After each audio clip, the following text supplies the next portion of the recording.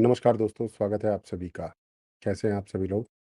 और सबसे पहले निवेदन है कि आप हमारे चैनल को सब्सक्राइब करें, अगर फ़ेसबुक पर हैं तो फ़ॉलो करें और कमेंट करके बताएँ कि कौन से शहर से आप हमारे साथ जुड़े हैं।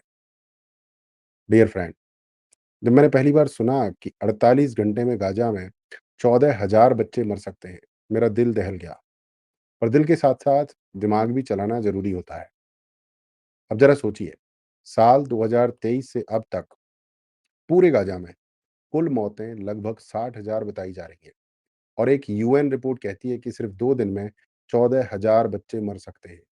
मतलब पिछले 600 दिनों में 60,000 और अब सिर्फ 2 दिन में 14,000। कौन-सा गणित है ये? कौन-सा विज्ञान है ये? Let's break it down. United Nations ने कहा, अगर पानी, खाना, दवाइयाँ नहीं पहुँची तो 14,000 बच्चे मर सकते हैं। पर आईपीसी रिपोर्ट क्या कहती है? ये 14,000 की संख्या है अप्रैल 2025 से मार्च 2026 तक के रिस्क एस्टीमेट की, यानी 1 साल की। अगले 1 साल की। अगर हालात ना सुधरे तब इतना खतरा हो सकता है। 48 घंटे में मौतें नहीं, डर है। एक डर जो हेडलाइन बन चुका है। हकीकत ये है, डेंजर है, डिजास्टर नहीं। अभी तक तो नहीं। प्रोपोगेंडा की पहचान जरूरी है। जब इजराइल आतंकवाद के खिलाफ लड़ता है तब हेडलाइन बनती है गाजा अंडर फायर। जब हमास बम चलाता है तब हेडलाइन बनती है कॉन्फ्लिक्ट एस्केलेट्स। तो आप समझिए इस रणनीति को समझिए। हर मासूम की मौत दुखद है, लेकिन सिलेक्टिव सिंपैथी एक खतरनाक हथियार है। बच्चे चाहे गाजा के हों या तेल अवीव के बच्चे होते हैं। लेकिन क्या 14,000 की ये खबर इंसानियत की पुकार थी या इजराइल को दबाने का टूल? क्या इस खबर का टाइमिंग सिर्फ इत्तेफाक या रणनीति है? डियर फ्रेंड, अगर यूएन और डब्ल्यूएचओ इतने चिंतित हैं, तो क्या वो हमास से पूछेंगे कि उन्होंने दवाइयों की जगह हथियार क्यों मंगवाए थे? या फिर ये सवाल भी यहूदियों से ही पूछा जाएगा? सच ये है कि गाजा में मासूम मर रहे हैं, पर झूठ ये है कि सिर्फ इजराइल ही दोषी है। और जब मासूमों की लाशों पर नैरेटिव का ताज सजाया जाए, तो समझ लीजिए युद्ध सिर्फ जमीन का नहीं, जमीर का है। अब बात करते हैं वक्फ के सच की, जमीन की नहीं, जमीर की लड़ाई। डियर फ्रेंड, जिस मुल्क में एक जमाने में राजा अपनी जमीन दान कर देता था मंदिरों के लिए, वहां आज वक्फ नाम की संस्था खुद को मालिक बता रही है। वो भी बिना कागज, बिना प्रमाण, सिर्फ बोलकर। और जब सरकार पूछती है, भाई कोई कागज दिखाओ, तो पूरे लिबरल खेमे में मातम छा जाता है। Supreme Court day two highlights बताता हूं आपको। तुषार मेहता बोले, वक्फ कोई धार्मिक अधिकार नहीं है, चैरिटी है। और चैरिटी किसी भी धर्म में इंटीग्रल पार्ट नहीं होती। It's a secular subject. Argument argument number 1, Waqf is not an Islamic right. Muslim personal law के तहत वक्फ एक धार्मिक रिवायत हो सकती है, लेकिन ये कुरान का हिस्सा नहीं है। 1954 में एक्ट बना, तो अब 2025 में उसका अमेंडमेंट भी हो सकता है, क्योंकि ये पर्सनल लॉ नहीं है, सिविल लॉ है।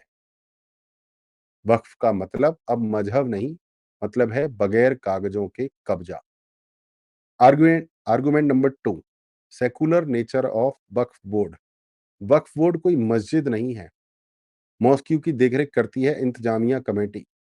वक्फ बोर्ड एक अम्ब्रेला अथॉरिटी है। और मजेदार बात, वक्फ बोर्ड में सिर्फ 2 नॉन मुस्लिम्स हो सकते हैं 22 में से। फिर भी डर फैलाया जा रहा है कि मेजोरिटी हो जाएगी। 22 में 2, और बोल रहे हैं कि ये बोर्ड अब हिंदू हो जाएगा। इतना डर तो सीएए से भी नहीं था। आर्गुमेंट नंबर 3, डीएम जमीन नहीं छीन सकता। डीएम सिर्फ इंक्वायरी कर सकता है, कागज देख सकता है। मालिकाना हक तभी हटेगा जब हाई कोर्ट या सुप्रीम कोर्ट का फैसला आएगा। कोई ऑटोमेटिक एक्विजिशन नहीं है। सरकार जमीन हड़पने नहीं जा रही है, बस इतना पूछ रही है, भाई साहब जमीन आपकी है तो कोई सबूत है? Argument number 4, Waqf by user, बिना दस्तावेज का जादू। 2013 में जब करोड़ों की जमीनें वक्फ घोषित हुई, तब किस आधार पर हुई? कोई वक्फ डीड नहीं, कोई खतौनी नहीं, कोई खसरा नहीं। फिर ये वक्फ कैसे हुआ? अगर आज मैं कहूं दिल्ली का कनॉट प्लेस मेरे नाना ने वक्फ कर दिया था, तो क्या मान लोगे? ये वक्फ एक्ट का झगड़ा नहीं है, भारत की आत्मा के खिलाफ चल रहा मूक युद्ध है। जहाँ ज़मीन के नाम पर नैरेटिव सेट किया जा रहा है, जनता को मूर्ख बनाया जा रहा है, कागज़ माँगना कम्युनल हो गया है। जब मंदिरों को गवर्नमेंट टेक ओवर करती है, तब कोई नहीं बोलता। पर जब सरकार वक्फ से पूछती है दस्तावेज दिखाओ, तो सेकुलरिज्म खतरे में आ जाता है। India needs transparency, not tyranny, masked as tradition.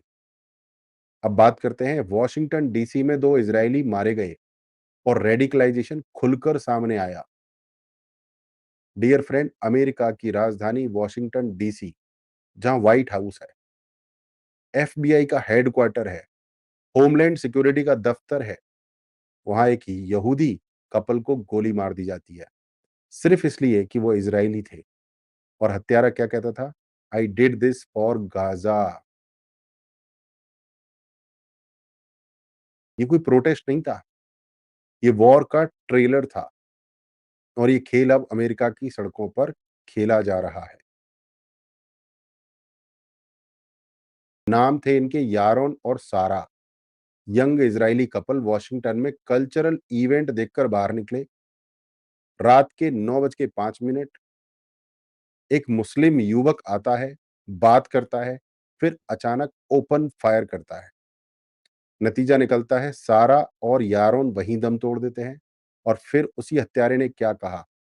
Free Palestine, I did this for Gaza. अब प्रो पैलेस्टाइन का मतलब सिर्फ रैली, नारा और झंडा नहीं रह गया है, अब ये बंदूक तक पहुंच चुका है। 20 महीनों से पूरी दुनिया में फ्री पैलेस्टाइन के नाम पर सिर्फ इजराइल को ही दोषी बताया गया। 7 अक्टूबर को हमास ने महिलाओं को उठाया, कत्लेआम किया, कोई आवाज नहीं। लेकिन जैसे ही इजराइल जवाब देता है, दुनिया भर में प्रोटेस्ट शुरू हो जाता है। क्या अब ग्लोबल जिहाद को ह्यूमन राइट्स का चेहरा दिया जा रहा है? क्या अब रेडिकलाइजेशन को प्रोटेस्ट का नाम देकर नॉर्मल किया जा रहा है? Silence of selective sympathy. कोई बॉलीवुड स्टार नहीं बोला, कोई ह्यूमन राइट्स एक्टिविस्ट नहीं चीखा, कोई इंटरनेशनल मीडिया आउटलेट इसे हेट क्राइम अगेंस्ट ज्यूज कहने को तैयार नहीं।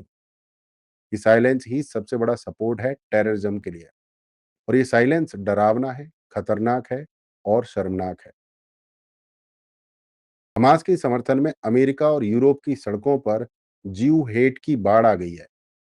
From the river to the sea जैसे नारों का मतलब क्या है?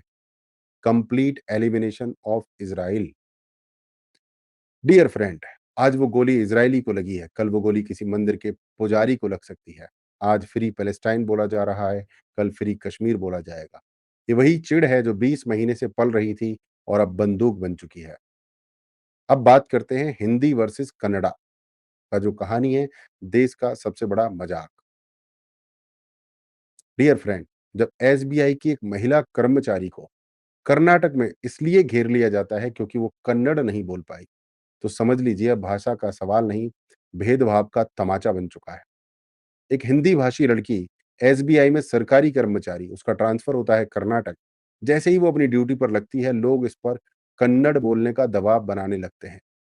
लोकेशन तक सोशल मीडिया पर वायरल कर दी जाती है। यह है वो लड़की जो हमारी भाषा नहीं बोलती।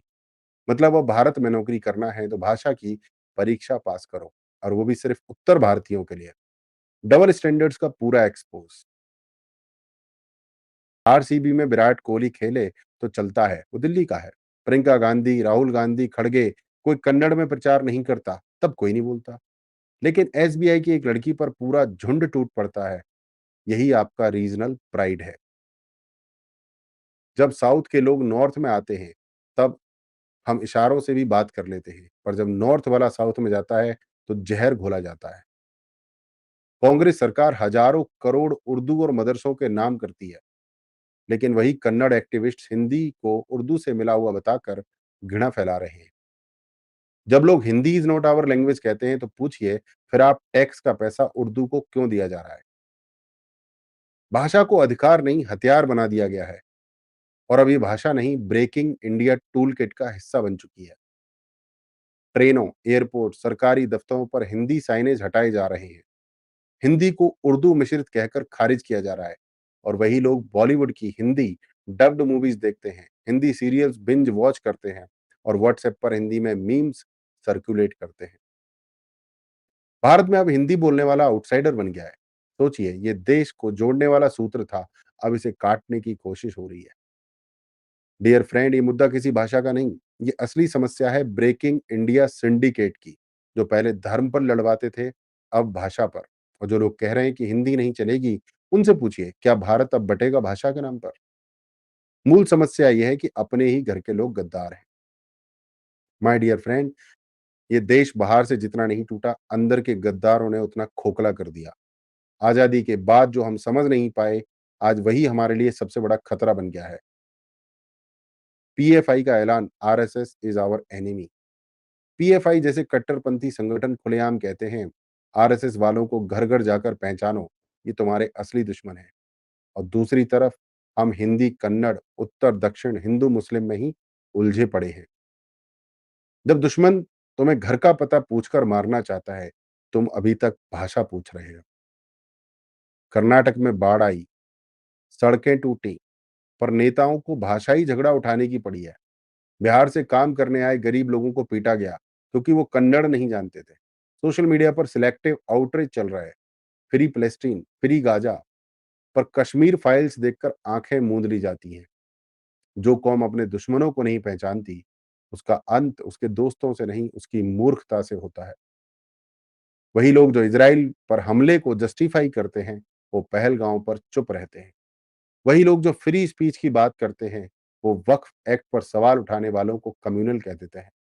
वही लोग जो यूनिटी इन डाइवर्सिटी गाते हैं, वो हिंदी बोलने वालों को आउटसाइडर कह देते हैं। भारत को चाइना या पाकिस्तान से खतरा नहीं है, सबसे बड़ा खतरा है उनके एजेंट से, जो हमारे ही बीच में बिरयानी खा रहे हैं और भारत को स्लो पॉइजन दे रहे हैं। जो धार्मिक कट्टरता फैलाता है, वो शत्रु है। जो भाषाओं में बंटवारा करता है, वो देशद्रोही है। और जो आतंक पर चुप है, वो देश का अपराधी है। जो इतिहास को तोड़ता है, वो भविष्य को काटता है। और जो चुप है, वो सबसे खतरनाक है। डियर फ्रेंड, ये युद्ध अब बॉर्डर का नहीं, भारत की आत्मा का है। अब सवाल सिर्फ ये नहीं कि कौन लड़ रहा है, अब सवाल ये कि आप किसके साथ खड़े हैं। शत्रु आ गया है, द्वार पर नहीं, मन के द्वार पर। और समय आ गया है, जागो, बोलो और गद्दारों को पहचानो। अब चुप नहीं रहना है, अब तांडव मचाना है। अब चुप नहीं रहना है, अब तांडव मचाना है। डियर फ्रेंड, अगर आपने आज का तांडव सुना और सिर्फ सोचने तक रुके हैं, तो कुछ नहीं बदलेगा। अब देश को सोचने वालों की नहीं, करने वालों की जरूरत है। क्या आपको लगता है कि वक्फ एक्ट की आड़ में जमीन हथियाई जा रही है? क्या साउथ वर्सेस नॉर्थ का जहर भारत को खा रहा है? क्या 14,000 बच्चों वाली खबर एक प्रोपेगेंडा था या सच्ची चेतावनी? क्या वॉशिंगटन डीसी में जो हुआ वो रेडिकलाइजेशन की ग्लोबल वार्निंग है? क्या आप भी मानते हैं भारत का असली दुश्मन अब घर के अंदर है? अब वक्त है बोलने का, चुप रहने का नहीं है। मुझे कमेंट करके बताइए, कौन है इस देश का असली दुश्मन? किस मुद्दे पर आपको गुरुजी से अगला तांडव चाहिए?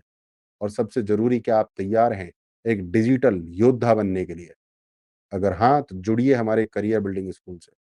अगर आप चाहते हैं कि ये सच की आवाज और तेज हो, तो अभी इस वीडियो को शेयर कीजिए व्हाट्सएप पर, टेलीग्राम पर, फेसबुक पर, और कमेंट बॉक्स में अपनी राय दीजिए। और गुरुजी के साथ जुड़िए careerbuildingschool.com पर, मुझे व्हाट्सएप कीजिए। ये वक्त इतिहास बनाने का है, और इतिहास उन्हीं का बनता है जो बोलते हैं, जो खड़े होते हैं, और जो अकेले भी सच के साथ होते हैं। तो डियर फ्रेंड, अब चुप नहीं रहना है, अब तांडव मचाना है। जय हिंद, जय भारत।